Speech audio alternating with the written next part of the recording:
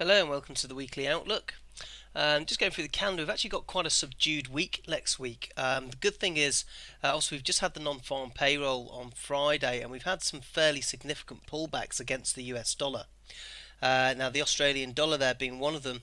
We were looking at entering this at 7.4, and it's just gone through there a little bit at the moment, but it's still within this sort of zone. You see this zone that I've outlined here has been the immediate sort of sell zone at the moment. Now next week we haven't really got a lot of data coming out on the Australian dollar, so things could be sort of either start to return to their normal sort of direction. We've got the NAB business confidence on Tuesday, so we'll see how that goes. Let's have a look at the past readings there. They actually have got quite a bit higher recently. They've moved up from 3 in April all the way up to 10 in July. So we'll see if that still holds up high there. We've got the CPI on China out at 2:30 a.m. on Sunday. If that comes in low, it's actually expected to come in slightly better, but if it comes in lower, then we could see the Aussie start to push down. But what I'd probably recommend now is, if you're not in this trade, then I'd recommend waiting to see if we get some sort of candlestick patterns showing a reversal pattern there, something like an engulfing candle here, like we have here, where we've got this big long candle engulfing the previous one, or what we call a pin bar, where we've got the wick of the candle there, big long wick where it's getting pushed down as sellers are coming back into the market.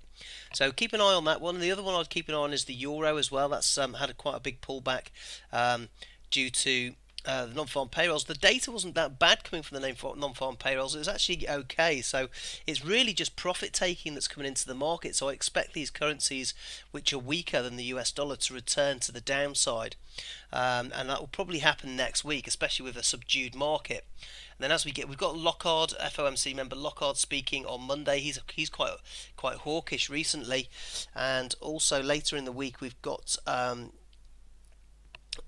core retail sales and retail sales on the US dollar, which are expected to come in slightly better. That's not until Thursday, so be looking to position yourself ready for Thursday for the retail sales figures, and looking to take advantage of these big pullbacks we've had, and looking to get into short positions on things like the Aussie dollar, US dollar, the euro, US dollar.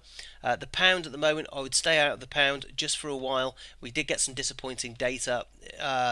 It was okay, but it was a lot less hawkish than what the market was expecting it to be. So we are getting a correction, and I wouldn't be surprised to see the 153.50 level touched again before we get another rally. So I'll just stay out of that for a moment and let that play out. Other thing, the New Zealand dollar US as well is another one that's ripe for the picking. Again, looking for further downside on this. I'd wait for this to pull back, maybe back up to the 61%. This has actually changed. If we just pull this down a little bit, wait for this to pull back up to that 61% there, around about 6637, and then maybe look to sell that as well at the start of the week there. We've completed this target, as you can see, initially. So now we're pulling back off that, and I'll be waiting to look to get back into there. So looking for around about that 61% retracement level. Apart from that, it is pretty slim on data, so we are kind of just using the non-farm payroll on these pullbacks to get into some trades ready for Thursday. Okay, only a short one this week, not really much to go into. Thanks for watching, and I hope you can make some pips.